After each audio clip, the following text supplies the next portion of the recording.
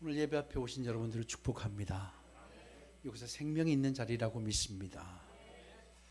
얼마 전에 우리 한국에 이상하고도 엄청난 일이 일어났어요. 팬덤이 이렇게 일어난 적이 없다고 하는데, 우리 아시안게임이 아시안컵이 끝나고 이강인과 손흥민의 이야기를 모르는 분이 없으시죠? 예. 정치권도 합세했고 전 국민이 다 들고 일어나서 그 철옹성 같은 협회도 어쩔 수 없이 우리 여론을 들을 수밖에 없는 상황이 되었죠. 거기엔 여러 가지가 있는데, 저는 방송에 나온 이야기니까, 언론 매체에 공개된 이야기니까 저는 손흥민의 이야기를 잠깐 해보려고 해요. 야, 손흥민의 성품이 우리보다 낫구나. 우리 하극상이 일어났는데, 이제 우리 이강인이 파리에서 영국 런던으로 와서 화해를 했죠. 화해를 해서 사실 그것도 받아주기 쉽지 않은데 그걸 받아줬어. 여기까지는 누구나 할 수 있다고 생각해요. 그런데 손흥민이 뭐라고 그랬냐면, 이강인을 용서해 달라고. 저도 실수를 어릴 때 많이 했고 용서해 달라고. 그 이야기를 들으면서, 여러분, 사람의 감정이 쉽게 그렇게 할 수 없다고 생각합니다. 그리고 우리 그 청년이 지금까지 보여줬던 어떤 말들, 행동들을 보면 많은 부분에 감동이 되더라고요. 비록 우리보다 나이가 어리지만 참 괜찮은 친구다. 그리고 어떻게 그런 마음을 가질 수 있을까라는 생각을 하게 됐어요. 제가 성경을, 사도행전을 보면서 하나님께서 바울을 선택을 하셨잖아요. 바울을 하나님의 복음을 전하는 자로, 이방을 하나님께 돌아오게 하기 위해서 선택하셨는데, 왜 하나님이 바울을 선택하셨을까? 바울의 어떤 부분 때문에 하나님이 선택하셨을까라는 생각을 많이 하게 돼요. 그래서 그것을 찾아보려고도 하고, 이제 그의 행적을 통해서 바울의 이런 부분이었구나라는 생각을 하게 되는데, 오늘 손흥민과는 좀 다르지만 바울에게도 유사한 모습을 발견했습니다. 그래서 바울이, 하나님께서 그래서 바울을 사용하셨구나라는 생각이 들었습니다. 우리가 계속해서 사도행전을 이어가고 있는데요, 이 피시디아 안디옥이라는 이 도시는요, 큰 황제, 로마 황제의 신전이 위용 있게 자리하고 있는 도시예요. 그래서 누구나 피시디아 안디옥을 먼저 가게 되면 먼저 그 황제의 어마어마한 신전을 보게 됩니다. 그래서 황제의 욕망을 쫓아 자신의 생명이 정말로 허망하게 갉아 먹히는 줄도 모르고 살아가는 곳이 피시디아 안디옥이었습니다. 사도 바울이 이 버가에서 원치 않게 풍토병에 걸려서, 당시에 풍토병을 치유할 수 있는 방법은 고온지대로 갈 수밖에 없었어요. 그래서 그가 이 험한 산맥인 타우루스 산맥을 넘어서 피시디아 안디옥에 도착해 보니까 가장 먼저 무엇을 봤겠어요? 어마어마하게 서 있는 황제의 신전을 보게 되었습니다. 그리고 바울이 너무 놀랐을 거예요. 그리고 또한 동시에 바울이 하나님이 나를 왜 이 피시디아 안디옥으로 이렇게 몸이 안 좋아서 여기까지 이끌어 오셨는가를 아마 모르긴 몰라도 그는 알게 되었을 것 같습니다. 그것이 어디서 나오냐면, 그가 이제 안식일이 되었어요. 안식일이 되어서 유대인의 회당을 찾는데, 사실 오자마자 몸을 다 추스리기도 전에 실제로 바울은 좀 병약했던 사람이라고 해요. 몸이 그렇게 좋지 않았던 사람. 그런데도 불구하고 몸을 추스리기도 전에 유대인의 회당을 찾았어요. 근데 마침 또 그 회당의 회당장이 본인에게 설교를 하라고 지목을 해서 설교를 하게 됐죠. 그래서 바울이 한 얘기가 뭐냐면, 영원히 썩음을 당하지 않으신 구원자 예수 그리스도를 강조했죠. 왜 그랬을까요? 그 황제의 도시, 그리고 황제의 윤리, 황제의 욕망이 판치는 도시에서 그게 허망하게 썩어진다는 걸 알았기 때문에 허망하게 썩음을 당하지 않으신 구원자 예수를 강조했던 겁니다. 그래서 그가 한 첫 설교에서 그 이야기를 한 거예요. 그래서 이 첫 설교의 주제가 황제 도시라고 하는 성격과 무관하지 않았다는 것을 알게 됩니다. 황제 신전에서 인간의 경배를 받는 로마 황제도, 그리고 황제의 논리도 영원하리라는 착각 속에서 그들이 살아갔어요. 그런데 사도 바울은 그 사람들에게 영원히 썩음을 당하지 않으신 예수 그리스도를 통하지 않고는 로마 황제도 황제의 도시도 다 썩어져 형체도 없이 다 사라져 버린다는 것을 정말로 피해를 토하는 심정으로 바울이 첫 설교를 했던 겁니다. 자, 그동안 이 랍비들이, 그러니까 회당의 지도자, 유대 지도자들이 설교를 무수히 많이 했어요. 그들의 설교가 뭐였을까요? 황제의 욕망과 다른, 그것이 정면으로 저항하는 설교를 했을까요? 저는 그러지 않았을 것 같아요. 그 증거가 뭐가 있냐면 회당에 모인 유대인들에게 바로 바울이 그날 그 설교를 했더니 예수, 영원히 썩음을 당하지 않은 부활하신 예수로만 구원받을 수 있다, 율법으로도 안 된다, 이런 이야기를 했을 때 그곳에 모인 유대인들이 한 번도 들어보지 못했던 복음의 생명력에 사로잡히죠. 그래서 충격을 받아요. 어마어마하게 큰 충격을 받아서 예배가 끝나자마자 우르르 바울에게 달려와서 다음 주에도 이 설교를 해달라, 다음 주에도 설교를 해달라라고 해요. 그런 유대인들에게 바울이 오늘 하나님에게 임했다, 하나님의 은혜가, 하나님의 임재가 이곳에 임했다는 사실을 알고 이렇게 이야기하죠. 항상 하나님의 은혜 가운데 있으라, 이런 이야기를 합니다. 이게 굉장히 중요한 의미라고 말씀을 드렸죠. 하나님의 은혜가 아니고서는 이 눈에 보이지 않는 영원한 진리의 길을 쫓는다는 것이 하나님의 은혜가 아니고서는 이 도시에서는 불가능하다. 그러니까 너희들이 하나님의 은혜 가운데 있어라 라는 이야기였습니다. 자, 다음 안식일이 됐어요. 놀라운 일이 벌어집니다. 성 안에 있는 수많은 사람들이 유대인의 회당으로 몰려들었어요. 그런데 하나님을 알지도 못하는 사람들이 대부분이었습니다. 얼마나 놀라운 일이고 얼마나 기뻐할 일입니까? 유대 지도자들이 그 유대 회당에서 회당장이나 또 랍비들이 얼마나 좋아해야 됩니까? 그렇죠? 그들이 한 번도 경험해보지 못해, 한 번도 그들이 무엇을 이야기해도 몰려오지 않았던 사람들이 몰려왔어요. 그런데 기뻐하기는커녕 어떻게 했죠? 그 바울을 시기하기 시작합니다. 그 시기심이 막 불타오르는 거예요. 근데 거기서 끝나면 되는데 그 시기심이 뭐라고요? 반박하기 시작해요. 그러니까 조목조목 바울이 했던 말대로 다 반박하고 부정하기 시작해요. 근데 거기서 그치면 되는데 이 시기심이라고 하는 것이 절대 끝나지 않아요. 그렇게 늘 우리도 마찬가지예요. 그래서 그 대상을 위해서 어떻게 해요? 이제 박해를 가하기 위해서 그 안디옥의 유력자들, 귀부인들, 그 다음에 권세 있는 자들에게 가서 결탁해서 바울을 박해하는데, 박해라고 하는 이 디오고모스는요, 유해를 가하다, 그러니까 뭐 신체적인 유해를 가하다라는 단어예요. 그러니까 신체적인 유해를 가하고, 다시 이야기하면 좋은 말로 신체적인 유해, 지금 폭력을 가했다는 거예요. 그렇게 해서 쫓아버리죠. 이걸 보면서 지난주에 뭐라고 말씀드렸죠? 시기는요, 그 대상이 넘어져야 끝나더라고요.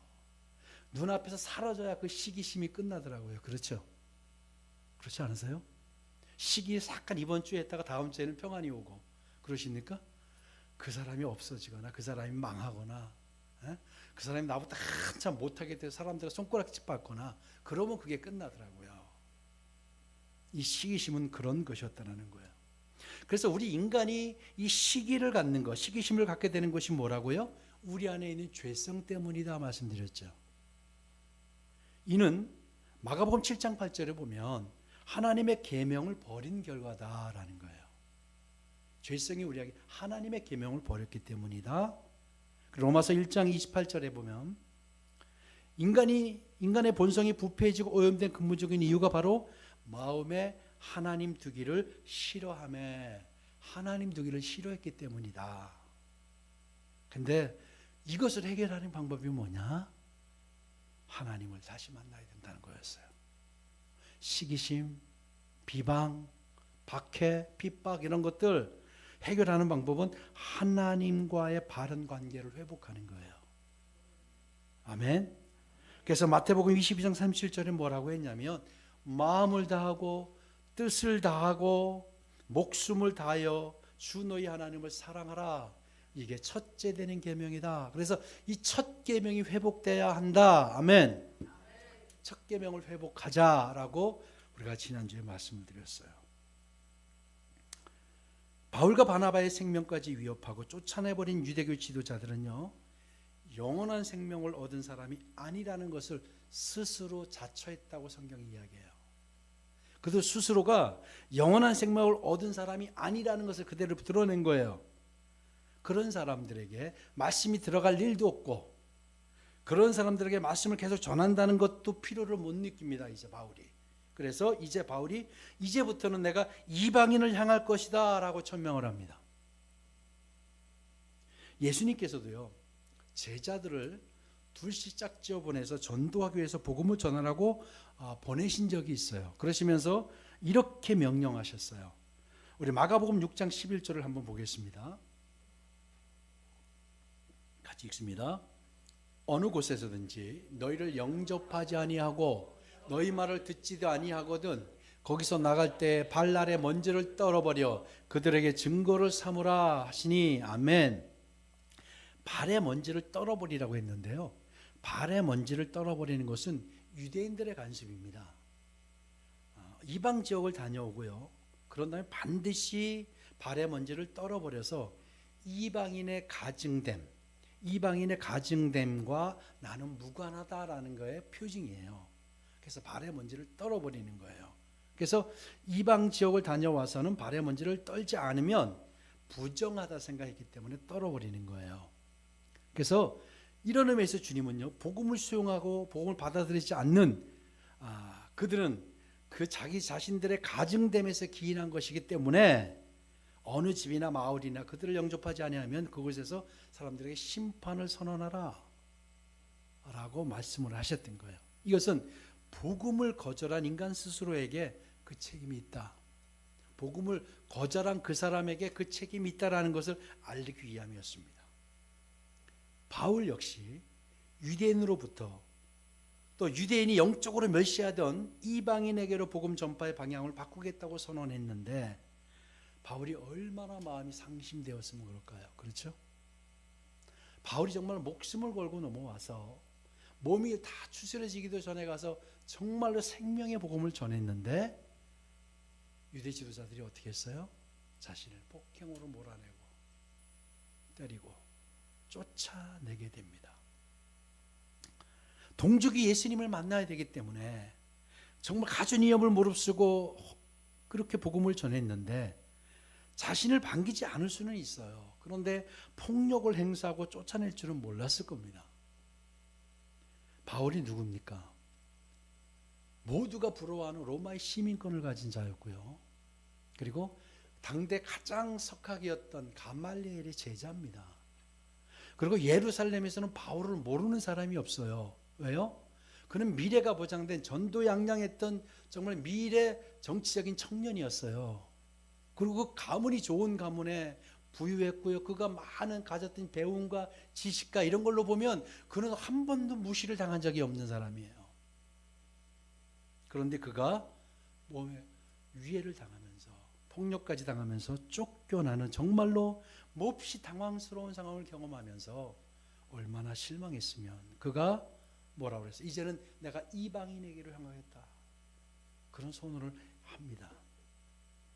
실제로 주님께서 바울을 만나시고 바울을 부르셨을 때 뭐라고 그랬어요? 이방을 위해서 선택하셨다고 그랬잖아요. 아나니아 선지자에게 지금 바울이 사울이라고 하는 청년이 지금 직가라는 곳에 있다, 거기 가면 지금 눈이 멀어 있고 기도하고 있다, 거기 가서 그를 안수해라 그랬더니 저 절대 못 갑니다 그러죠. 지금 교인들을, 우리 믿는 자들을 얼마나 해쳤습니까 그가. 그랬더니 주님께서 아나니아에게 뭐라 그러죠? 이렇게 말씀하시죠. 사도행전 9장 15절입니다. 그리고 연이어 22장 21절을 보겠는데요. 사도행전 9장 15절 같이 읽습니다. 주께서 이르시되 가라. 이 사람은 내 이름을 이방인과 임금들과 이스라엘 자손들에게 전하기 위하여 택한 나의 그릇이라. 아멘. 22장 21절 나더러 또 이르시되 떠나가라. 내가 너를 멀리 이방인에게로 보내리라 하셨느니라. 아멘. 예, 바울을 선택하신 것은 이방인이 복음을 듣게 하시려는 거였어요. 그러니 그게 사명이잖아요. 이방인에게 복음을 전하면 될 일이에요. 자, 그럼 이후에 바울과 바나바가 어떻게 했을까요? 본문 50절 51절로 다시 돌아갑니다. 50절부터 시작. 이에 유대인들이 경건한 기브인들과 그 신의 유력자들을 선동하여 바울과 바나바를 박해하게 하여 그 지역에서 쫓아내니 두 사람이 그들을 향하여 발에 티끌을 떨어버리고 이고니온으로 가거늘. 이제 그가 이고니온으로 갑니다. 자, 그곳에서 이제 보란듯이 이방을 향해서 이방인들에게 복음을 증거하면 될 일이었어요. 그리고 이방인들이 실제로 주님 앞에 잘 돌아왔습니다. 그런데 그가 이고니온에 가서 가장 먼저 찾아간 곳이 어딘지 아세요? 유대인들이 모여있는 유대인의 회당을 또 찾아갑니다. 배알도 없어 보이죠? 우리 사도행전 14장 1절을 한번 보실까요? 14장 1절 시작. 이에 이고니온에서 두 사도가 함께 유대인의 회당에 들어가 말하니 유대와 헬라의 허다한 무리가 믿더라. 아멘. 다시 자신의 동족에게 가서 복음을 다시 전합니다. 참 속도 없는 사람처럼 느껴집니다. 바울은 비록 자신을 위협하고 폭행을 가하며 쫓아내기까지 했지만 자기 동족을 누구보다 사랑했습니다. 그런 바울이었기 때문에 예수 그리스도 안에서 영적으로 자신들과 똑같은 하나님의 자녀인 이방인을 사랑할 수밖에 없었고요. 그렇게 이방인을 사랑했기 때문에 자기 동족을 외면할 수가 없었어요. 이게 바울이었습니다. 왜 바울을 하나님이 쓰셨을까? 숱하게 유대인들에게 매맞고요, 쫓겨나고요, 모함당하고 생명의 위협을 느낀 적이 한두 번이 아닙니다. 그러면서 또 이거 이방인에서 부르셨는데 이방인에만 전하면 되는데 또 가서 유대인의 회당을 써서 유대인에게 또 복음을 전하고 또 쫓겨나고. 이게 바로 바울이었다라는 거예요. 바울이요, 유대인에 대한 마음이 어느 정도였는지 아세요? 로마서 9장 1절을 보십시다. 같이 읽습니다. 내가 그리스도 안에서 참말을 하고 거짓말을 아니하노라. 나에게 큰 근심이 있는 것과 마음에 그치지 않는 고통이 있는 것을 내 양심이 성령 안에서 나와 더불어 증언하노니, 계속 나의 형제 곧 고륙의 친척을 위하여 내 자신이 저주를 받아 그리스도에게서 끊어질지라도 원하는 바로라. 그들은 이스라엘 사람이라. 아멘. 자기가 뭐라 그래요? 저주를 받아 그리스도에서 끊어질지라도 복음을 우리 동족에게 전하겠다라고 이야기해요. 유대인들에게 복음을 멈추지 않겠다라는 거예요. 바울의 이런 동족 사랑이 결국 이방을 사랑할 수 있었던 겁니다. 나에게 잘하는 사람, 나에게 깍듯한 사람만 사랑하는 거, 이건 누구나 하는 거고요. 정말로 자존심 상하고 얼마나 정말 상심했겠습니까? 그럼에도 불구하고 또 사랑하고 또 그들을 찾아가고 그들에게 매맞고 또 찾아가고, 그래서 이방의 복음을 전할 수 있었던 겁니다. 아멘. 우리에게도 이런 사랑이 있어야 되지 않을까요? 이랬던, 한 번도 마음의 변함이 없었던 바울이 이런 사랑이 어떤 결과를 낳았는지 아십니까? 본문 48절을 보겠습니다. 같이 읽습니다. 이방인들이 듣고 기뻐하여 하나님의 말씀을 찬송하며 영생을 주시기로 작정된 자는 다 믿더라. 아멘. 바울로부터요, 이방인에게도 차별 없는 구원, 차별이 없다는 구원을 약속하신 하나님의 말씀을 들은 이방인들이 하나님을 찬송하며 기뻐하였습니다. 얼마나 기뻐했는지 몰라요. 사실 여러분은 아시겠지만 유대교로 돌아온 이방인들, 그들을 어떻게 했어요? 예루살렘 성전에요 가면 그들이 들어올 수 있는 곳도 한정해놨어요. 그렇게 차별하고 그랬던 사람들이 유대교인들이에요. 이런 상황에서 차별 없는 구원에 대한 말씀을 들으니 또 바울이 그렇게 행하니까 이 복음을 듣고 그들이 너무 기뻐서 하나님을 찬양했다는 거예요.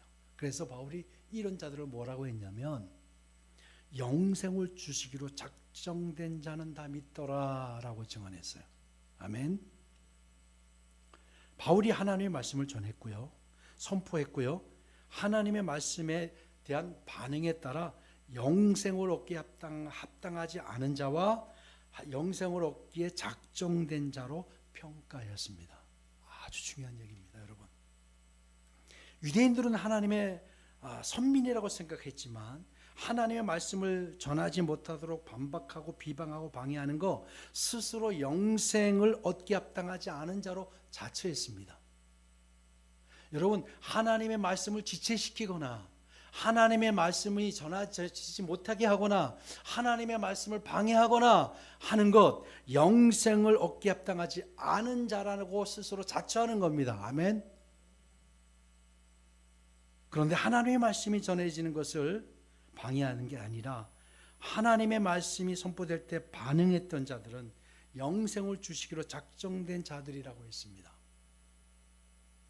여러분은 영생을 주시기로 작정된 자입니까? 아니면 영생을 얻기 합당하지 않은 자입니까? 한번 여러분 스스로 진단해 보세요. 하나님의 말씀을 기뻐하고 찬송하는 것으로, 그리고요, 영생을 주시기로 작정된 자들, 하나님의 말씀을 듣고 반응했던 자들, 영생을 주시기로 작정된 자들이 어떻게 했는지 아세요? 하나님의 말씀을 기뻐하고 찬송하는 것을 그치지 않았어요. 잘 들으셔야 돼요. 그런 자들은 하나님의 말씀을 듣고 은혜 받고 그런 것으로 그치지 않아요. 어떻게 했느냐? 바울과 더불어 그 말씀의 증인들이 됩니다. 아멘. 그 사실이 성경이 증언해요. 49절 보실까요? 시작. 주의 말씀이 그 지방에 두루 퍼지니라. 아멘. 바울 하나 가지고 퍼질 수가 없어요. 그 지방에 다 여러 지방에 두루 퍼졌다는 이야기는 그 말씀을 들은 이방인들이 증인이 되었다는 겁니다. 아멘. 영생을 받기로 작정된 자는 어떤 자들이에요? 하나님의 말씀을 듣고 기뻐하고 찬양하며 찬송하는 것으로 그치지 않고 말씀의 증인이 되는 자들입니다. 아멘. 그러면 이제 오늘도 말씀을 선포되었고 하나님이 이 시간에 임재해 있습니다. 아멘. 그런 말씀의 영생을 받기로 작정된 자가 우리라고 믿습니다. 그러면 어떻게 해야 됩니까? 하나님을 찬양하고 찬송하고 찬미하는 것을 그치면 되겠습니까? 증인이 돼야 되는 거예요. 자, 이제 예배 끝나자마자 식사도 안 하시고 전도지 들고 나가는 겁니다. 아멘? 왜 아멘을 안 하십니까? 밥은 먹어야죠. 전도질, 그것도 증인되는 거지만 증인되는 게 뭘까요? 내가 하나님의 사람으로 사는 거예요. 내가 하나님의 사람됨으로 살면 그게 증인인 거예요. 여러분의 삶의 자리에서, 여러분의 일터에서, 환경에서 하나님의 사람으로 사는 거예요. 그러면 그게 영생을 주기로 작정된 자의 삶의 모습입니다. 그게 말씀의 증인이 되는 겁니다. 근데 오늘도 말씀을 듣는데 빨리 끝나야지. 이 말씀을 듣는데 뭐 맨날 그 말인 것 같고, 그런 분들이 어떤 분들인지 아십니까? 귓등으로 들리는 분들 어떤 분인지 아십니까? 영생을 받기 합당하지 않은 자인 거예요. 영생을 받기 합당한 자는 하나님의 말씀이 들릴 때 반응을 합니다. 내 심령이 반응을 해요. 내 영혼력이 반응을 하는 거예요. 여러분 다 그렇게 되길 축복합니다. 여러분 바울의 사랑을 아시겠죠? 우리도 그렇게 해야 되겠죠? 아멘. 네. 나에게 불편하게 하는 자들도 여러분 용서해달라고 사람들이 얘기했던 손흥민같이 바울같이 그런 삶을 사시고요. 하나님의 말씀을 그런 자들이 듣고 어떻게 했어요? 반응해서 증인으로 살아갔다라는 거예요. 이런 삶을 하나님 오늘도 요구하십니다. 늘 하나님의 말씀이 선포될 거고 그때그때 은혜 받으면 되지. 하나님의 말씀 살아있다고 했어요. 그래서 오늘도 여러분 이 말씀으로 여러분의 일터에서 여러분의 삶의 영역에서 여러분 이제 하나님의 증인 되시길 주의 이름으로 축복합니다. 하나님이 그걸 원하십니다. 우리에게. 그래서 주의 말씀이 지방에 툭 퍼지게 되었다. 이제 우리가 결단하셔야 돼요. 금생과 내생에 약속이 있는 자로 살아갈 것인가, 아니면 그냥 화려하게 부유하게 살다가 허망하게 썩어져 형체도 없이 사라지는 그런 삶을 살 것인가. 누구나 다 사라지지만 여러분이 어떻게 흔적을 남기시겠어요? 참새가 나뭇가지에 앉아 있다가 날아가도 그 궤적이 일어나잖아요. 우리가 이 땅에 와서 60년, 70년, 80년, 90년을 살아가면서 흔적을 남기셔야 되는데 어떤 흔적을 남기시겠습니까? 영생을 받기로 작정된 자로 남기시길 주의 이름으로 축복합니다. 다 그렇게 되시면 좋겠어요. 이제 오늘부터 여러분이 달라질 것을 믿습니다. 더 달라질 것을 믿습니다. 영생을 받기로 작정된 자. 옆에 보세요. 그런 분들입니다. 한번 봐주세요. 보통 분들이 아닙니다. 영생을 받기로 작정된 자들입니다. 그런 자로 살아갑시다. 우리 기도하겠습니다.